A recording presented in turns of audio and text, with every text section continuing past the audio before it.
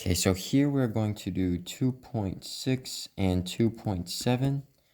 We're going to do two examples that we saw in our notes activity. So the ones we're going to do are, which one has a hole? We will do number 1 and number 4. So let's start with number 1. We have f of x equals x plus 1 over 2x minus 4. So my first step in trying to solve for this is I want to simplify both the numerator and the denominator. Well, I notice that my numerator is already simplified. So that's nice and pretty for me already. My denominator, however, I have to notice that I can factor out a 2. So I get x plus 1 over 2x minus 2. And so now I have, here is my simplified or factored form, and then here is where I can find my horizontal asymptote. So with saying that, let's go ahead and find our horizontal asymptote and our vertical asymptote. So we have a horizontal asymptote. Here is an imaginary one. Here is an imaginary one. So immediately we know that we have the same degree. So we think same degree, divide coefficients, right? So when we divide our coefficients, we get 1 over 2. And that's all we have there. So y equals 1/2 would be our horizontal asymptote.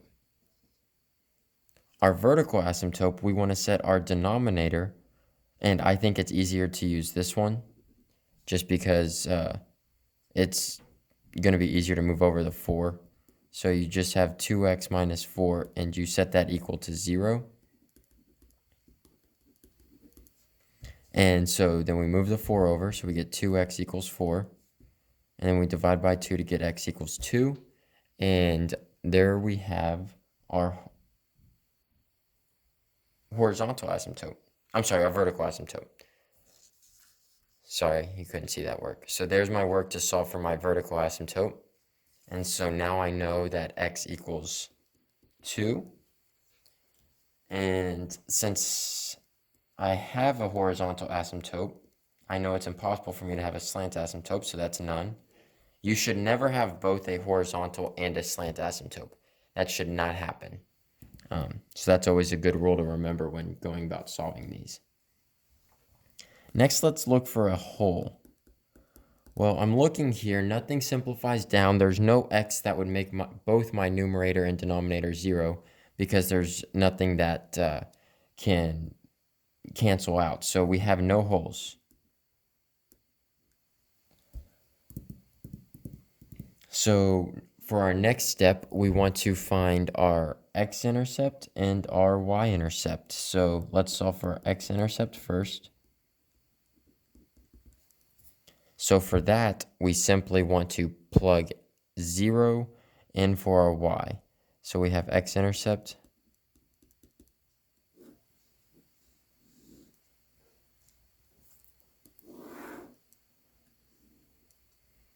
So we have 0 equals 0 plus 1 over 2 times 0 minus 4. I'm sorry, this is x. This is x. So if I rewrite that, since I just confused everybody, it's 0 equals x plus 1 over 2x minus 4. We're solving for our x-intercepts, which means only our y is going to be 0. I've multiplied by my reciprocal of the denominator, and anything times 0 is 0. This cancels, so as we said in our vocab videos, we're always just going to end up setting this numerator equals to 0. So this is a step that I'll start skipping in the future. I just want y'all to see that while we start that. So 0 equals x plus 1. We solve for x. X equals negative 1. There's our x-intercept. So if we write that as an ordered pair, we have negative 1, comma 0. Now for our y-intercept,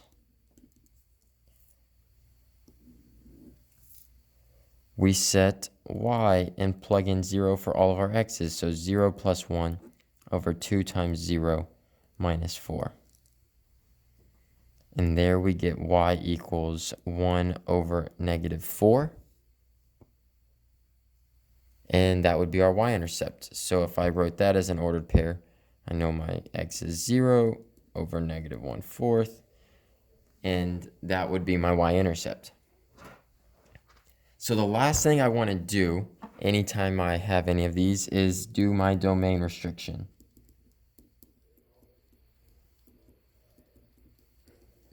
I know for first and third period, we also did range restriction, or the range of our graphs, but I think we're only going to do domain going forward, so that will just be something that you can kind of know about, but we're on tests and quizzes, I think I'm only going to ask domain restriction.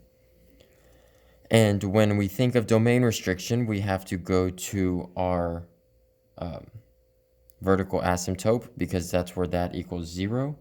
And so we get that x cannot equal 2, right? Because since we have that vertical asymptote at x equals 2, that makes our denominator 0, which is where it's undefined. So we have x cannot equal 2. This is our correct answer. That's our domain restriction, where you don't have to write it in interval notation. That is all I'm asking for you to do. So this would be a completed, solved problem with work for how to solve for each of those. So then we can go ahead and do our one last example, which is going to be number 4. And so number 4, we want to set that up as f of x equals x squared minus x minus 6 over x squared minus 9. So again, the first thing we want to do whenever we are trying to solve for each of our properties is simplify our numerator and our denominator. So we're going to have to factor both of these. So when we look at our numerator, we have a leading coefficient of 1, so it's pretty easy to figure out something that multiplies into negative 6 and adds up to negative 1. We get x minus 3 times x plus 2 over, and then here on the bottom we have a difference of squares. So we have x plus 3, x minus 3.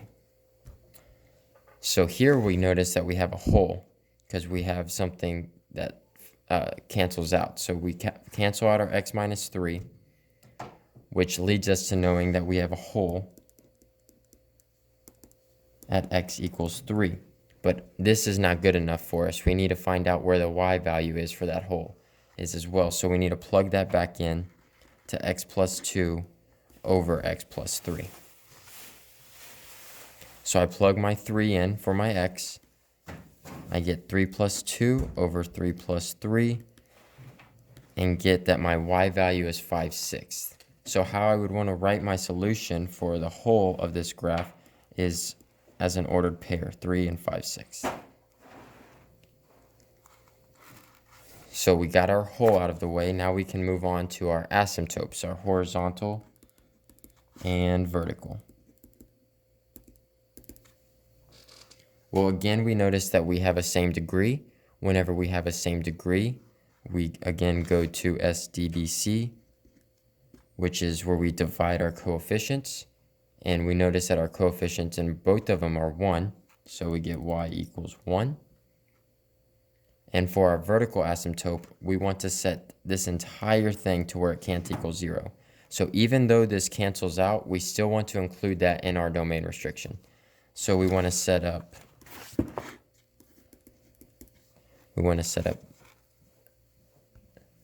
got blurry, sorry y'all. We want to set up x plus 3 cannot equal 0. And x minus 3 cannot equal 0. So with pretty easy algebra, we figure out that x cannot equal 3 and x cannot equal minus 3. That's there and that's there. But that's what we get is our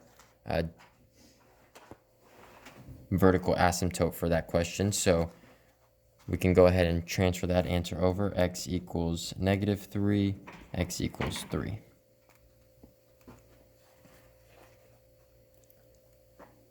So then our next step is solving for our x and y intercept.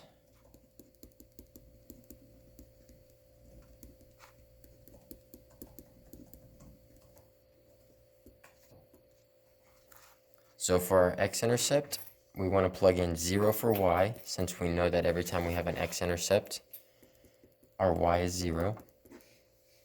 And we get x squared minus x minus 6.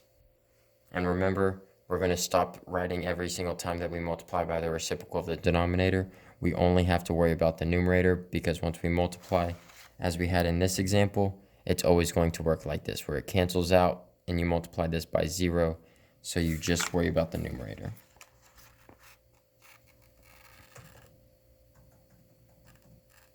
And so you solve for this, which we did earlier, which was, I believe, x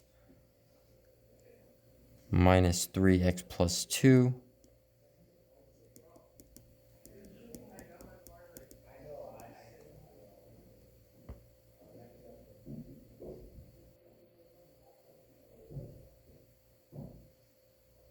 So you get x equals 3 and x equals negative 2.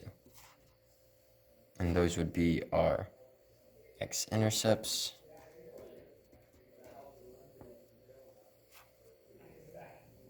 And then lastly, for our y-intercepts, you want to plug in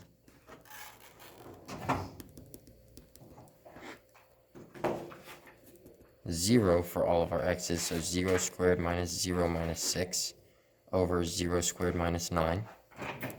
So that gets us to minus 6 over minus 9, which we can factor out the negative to where that cancels. So we end up getting y equals 2/3. So we write that as an ordered pair, 0, 2/3. And now we have solved for our questions 1 and 4. And that's going to be all we do for this video. We will have more practice with this on our daily on Friday, so be sure to watch this before you come in if you're struggling with anything. Thanks for watching, and see you guys on Friday.